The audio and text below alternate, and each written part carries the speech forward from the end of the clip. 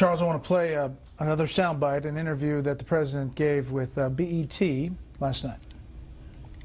In the first year or so, we spent a lot of time just doing the right thing and not worrying about selling what we were doing. And I think that the more you're in this office, the more you have to say to yourself that telling a story to the American people is just as important as the actual policies that you're implementing. And they've got to have a sense of where it is that we're going to go, particularly during hard times. Charles. That's amazing. I mean, I would call it delusional if I thought he believed it.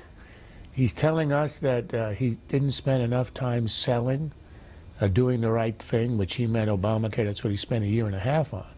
He gave, what, 38 speeches? I lost the count at his approach to 40. He was out there all the time selling it. He sold it to, on television. He sold it at a joint session of Congress. He tried to sell it everywhere. The dogs didn't like the dog food. That's simply a fact. The idea that somehow he has not been arguing enough, speaking enough, showing up on television enough, but instead intent on doing the right thing is hilarious. I mean, right now he's proposed a bill that's ostensibly about jobs that he knows that he's not going to pass, and even a Keynesian would object to, because it's only half the size of Stimulus 1, which didn't work itself. And then secondly, he's got a bill which he says is about debt that doesn't do anything on debt. Half of his cuts are not extending the surge in Afghanistan and Iraq for another 10 years.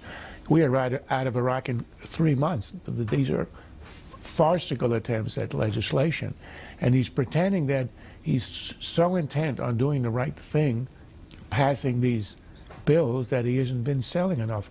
All he's doing is selling. Even the joint address to Congress ostensibly about jobs was a selling job. It wasn't a job about getting a bill passed. What about